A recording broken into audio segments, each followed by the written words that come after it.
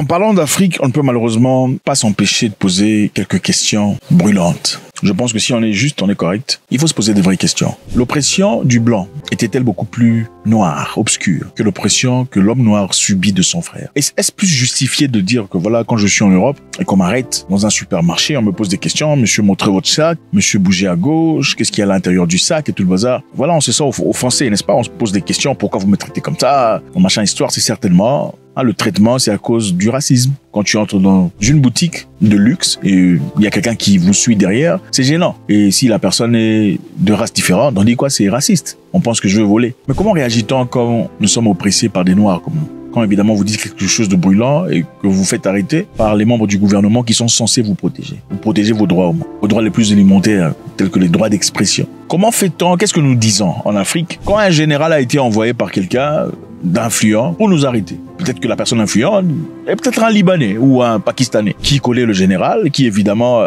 à son service vient vous arrêter, vous mettre en prison pour des raisons qui ne sont pas justifiables. Comment sommes-nous traités chez nous à la maison? C'est ça la question qu'il faut se poser. Comment est-ce que nos gouvernements nous traitent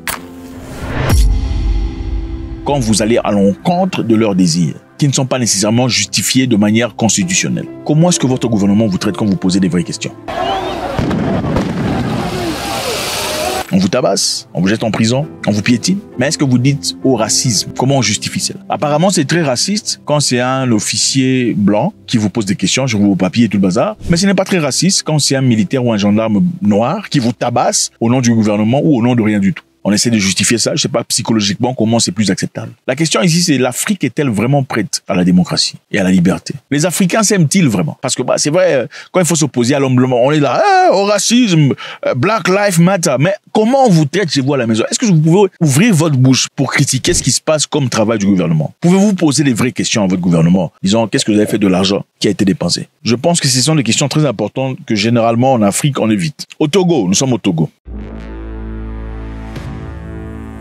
Le Togo traverse actuellement, les amis, une période de troubles politiques importants. C'est un moment très important pour le Togo. Cette histoire, évidemment, a été alimentée par le mécontentement de la population face au long règne du président Faure Gnassingbé et aux récentes modifications constitutionnelles. La population n'est pas tout à fait heureuse d'avoir M. Gnassingbé toujours autour du pouvoir, si pas au pouvoir, et aussi les modifications qui ont été effectuées. Il y a eu plusieurs manifestations au Togo par rapport à tout ça. Les gens en ont marre. Mais on ne peut pas s'exprimer parce que généralement, quand on s'exprime en Afrique, on subit les réprimandes les plus brutales. Au Togo, les membres d'opposition se sont levés pour demander la libération de certaines personnes, y compris un jeune homme au nom de Aaron. Ils ont condamné l'arrestation en la qualifiant d'enlèvement politique et ont exigé la libération immédiate d'Aaron ainsi qu'à d'autres prisonniers politiques comme le cyberactiviste Kofi H, Sitsope, Sokor, car la société civile et la diaspora togolaise et même l'église catholique ont critiqué les actions du gouvernement, cette dernière mettant en garde contre des possibles troubles. Alors c'est ça, on demande la libération des jeunes Togolais. Sont-ils étrangers? Non, ils sont Togolais ou chez eux à la maison.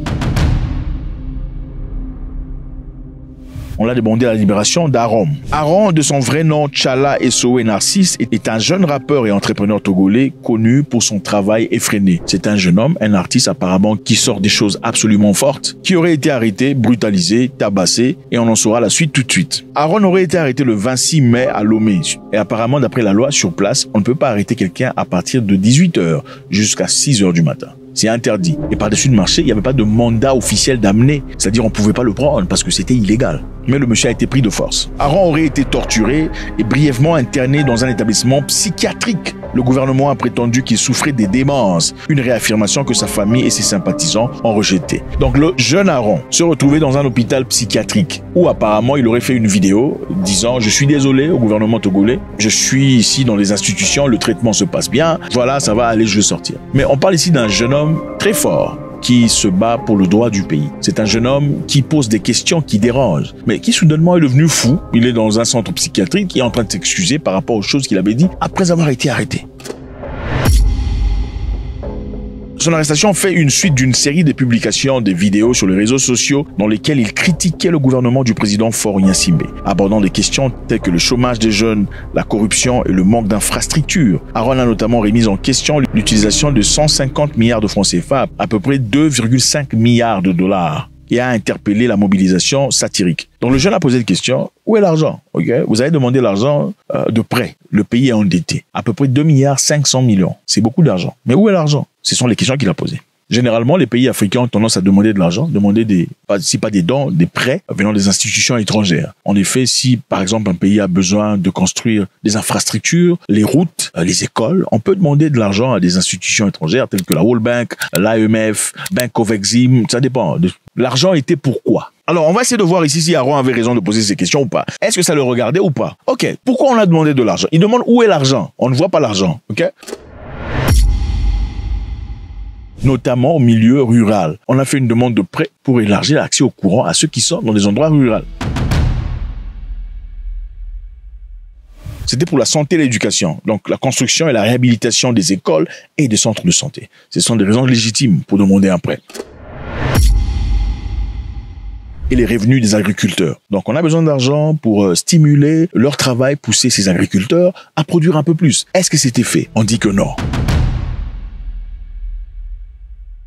Et aussi les programmes de création d'emplois pour les jeunes. Aaron a posé la question, est-ce que c'était fait? Apparemment, non. Aaron a appelé à la manifestation, à la mobilisation satirique le 16 juin. C'était le jour de l'anniversaire du président de la République. Ok, l'objectif, c'était de remettre le président devant les faits. Où est l'argent? Ok, parce que le peuple, apparemment, n'est pas tout à fait content. Il n'y a pas de boulot pour la jeunesse. Il n'y a pas d'opportunité. Alors, c'est là qu'il s'est fait arrêter. Alors, de manière très intéressante, le 5 juin, Amoron, excusez-moi, je dis Aaron tout le temps, Amoron est réapparu dans une vidéo d'excuses, exprimant ses regrets dans ses propos, disant « Je suis désolé ». J'aimerais pouvoir saisir cette occasion pour demander pardon et présenter mes sincères excuses à Monsieur Faure, à son Excellence Faure Essaoudouna Niadoumbe, président du Conseil des ministres, par rapport à mon comportement déviant, discourtois et outrageux.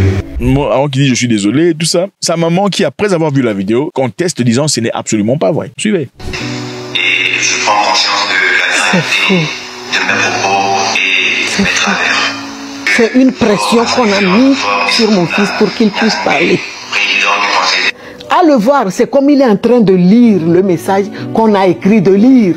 Bon, s'il y a une personne qui connaît son fils, c'est certainement sa mère. Ok, si maman dit que non, on lui a forcé de faire ça, c'est-à-dire quoi? On lui a probablement forcé de faire ça. Parce que, bon, attendez, une personne qui était chaude, posant des vraies questions, des questions qui dérangent. Les Africains n'aiment pas les questions, ok? C'est comme si quand tu donnes à un Africain le pouvoir, il change. Il y a quelque chose qui lui arrive. Les Africains sont démocrates quand ils ne sont pas au pouvoir. Hein? Quand il n'est pas au pouvoir, ils adorent la démocratie. Aussitôt arrivé au pouvoir, aïe aïe aïe. Outrage à la présence, à mon esprit. Outrage, c'est d'une incroyabilité incroyable. Alors, président Gnassingbé. Le président est devenu président après la mort de son père, ok? Et Adema Gnassingbé, qui avait dirigé le Togo pendant 38 ans. Il a pris le pouvoir en 67 et il est décédé en 2005. Et c'est alors là que son fils prendra l'office de la direction du pays. Monsieur Adema Gnassingbé était là depuis 67. En 2003, qui changera la loi, disant que le terme présidentiel était illimité, c'est-à-dire on peut rester autant qu'on désire. Il n'y aurait pas ces élections de 2010 à 2015. Ça fait combien? 2 fois, 2 termes. De 2015 à 2020, 3 termes. En 2019, on limite le nombre de mandats à 2, c'est-à-dire on peut faire 5 ans de pouvoir, mais 2 mandats maximum pour le président de la République. Les gens ont acclamé manifestement. En écoutant ça, vous pensez que c'est une très bonne idée, n'est-ce pas? 2 mandats maximum de 5 ans, au moins on sait où vous allez. On a évidemment placé une limite au nombre de mandats à 2, mais par contre, le président pouvait encore se présenter aux élections présidentielles. Donc, bien qu'on ait limité le nombre de mandats à 2, on a totalement effacé l'ardoise des mandats que le président avait déjà accomplis dans le passé. Donc, les 3 mandats passés, on ne considère pas. On considère à partir de maintenant qu'on ne peut avoir que 2 mandats à la présidentielle. Donc, il a recommencé à 0. C'est-à-dire, de 2020, en 2025, il est constitutionnellement éligible de se présenter comme président de la République. En 2024 encore, quelque chose de très intéressant arrive. Il y avait un changement constitutionnel. Élection parlementaire présidentielle. Le président est désormais élu par le Parlement plutôt que par les élections directes. C'est-à-dire, on a retiré carrément, si on pourrait dire ça, le pouvoir d'entre les mains de la population, de pouvoir s'élire un président. Ce serait désormais fait depuis le Parlement. Donc, c'est le Parlement qui choisit qui sera le président. Et compte tenu de cela, si vous pouvez vous imaginer, bien évidemment, ça veut dire celui qui a le plus de gens au Parlement, c'est lui qui décide qui sera le président. Entre-temps, qu'est-ce qui se passe dans le Parlement? Le nombre de membres est à 113. Le parti au pouvoir au Togo, UNIR, a obtenu une position dominante à l'Assemblée nationale. Ils ont remporté 108 sièges sur 113. 108 sièges sur 113. C'est-à-dire c'est la majorité qui choisira le président. Si un parti remporte 108 sièges sur 113, quand est-ce que vous aurez un président d'une autre? C'est-à-dire 95% des sièges, c'est à eux. Pour simplement citer d'autres partis pour que vous compreniez, il y a l'Alliance des démocrates et le développement, ils ont 2 sièges. L'Alliance nationale de changement a 1 siège. Dynamique pour la majorité du peuple, 1 siège. Force démocratique pour la République, 1 siège. Et les autres, ils en ont combien? 108 sur 113. Vous voyez un peu dans quelle direction on va. C'est-à-dire, ensuite, il y a eu création d'un nouveau poste. On a créé un nouveau poste, celui du président du Conseil de ministres. Ok, c'est un poste qui a été créé. C'est en effet un poste qui recouvre tout ce qu'il y a comme de pouvoir exécutif. Ce poste est occupé par le chef du parti majoritaire au Parlement. Ok, donc le chef du parti majoritaire au Parlement occupera la position du président du Conseil de ministres. Maintenant, cette position a toute la force exécutive. Donc, toutes les décisions sont faites depuis ce poste. Et ce poste, de manière intéressante, n'a pas de limite en termes de mandat. Donc, tu peux rester là pendant très longtemps. Contrairement au président de la République qui a désormais 5 ans de mandat et seulement 2 mandats maximum. Donc, la force de décision, malheureusement, est un poste limité.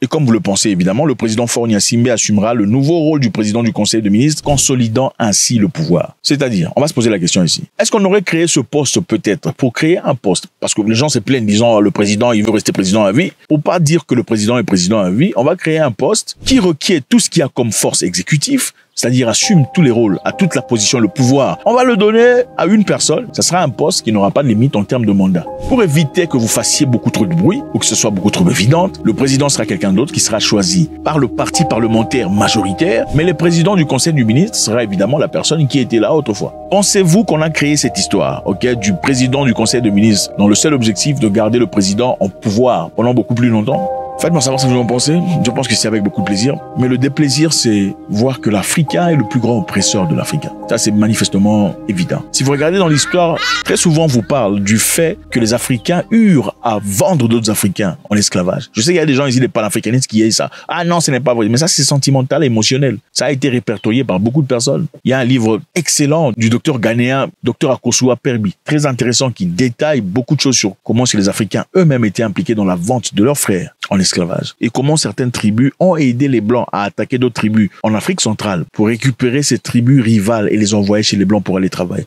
et y mourir. Faites-moi savoir ce que vous en pensez, c'est toujours avec beaucoup de plaisir. God bless.